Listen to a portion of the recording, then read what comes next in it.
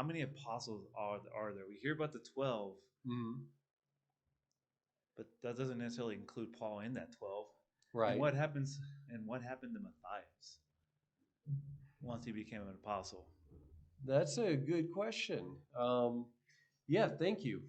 So this morning, I think I mentioned that there are 14 who have the title of Apostle of Christ, and that would include the original 12, and then you have Matthias, and then you have, because he replaces Judas, and then you have um, Paul, of course, as the next one.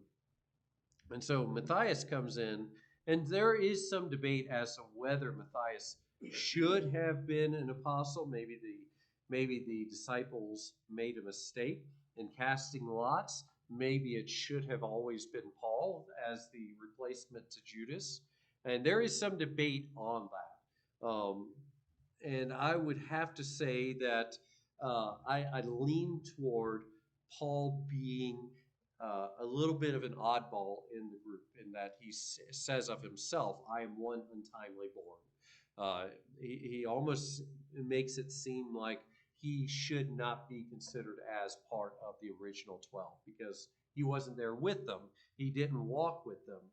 Matthias, on the other hand, did. He was there. Uh, and so, as far as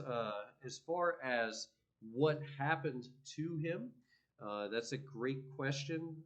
I'm actually clicking to see if I can find something for you on that. Um, yeah, let's see. So Matthias obviously isn't mentioned after Acts chapter 1. Tradition says that he preached in Judea and was finally stoned to death by the Jews. And so that's possibly why we don't read anything more about him, because he also faced persecution and was stoned to death by the Jews. So that is possible. Scripture doesn't say that, though. Scripture just mentions him the once. He did have a ministry, um, but unfortunately met his end. Before you say, so that proves he shouldn't have been there because Paul was the one. He should have been the one to fill Judas's spot. Well, Paul was also so. Well, he was stoned twice, and he was eventually martyred as well. So we can't say just because he died that that means he shouldn't have been an apostle. Now, as far as that goes, those are the apostles that are presented to us as the apostles of Christ. Again, there's some debate there because, in a way, the disciples chose Matthias. Jesus called Paul. So you might lean another way than I do on this, and I understand that.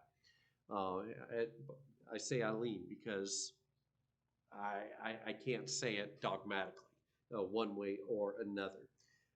But there are others who are mentioned in Scripture.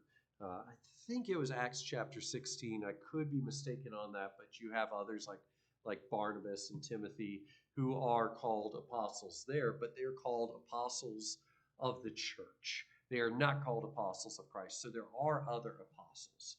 They are sent out on some kind of ambassadorial role. Um, some might even say missionary role.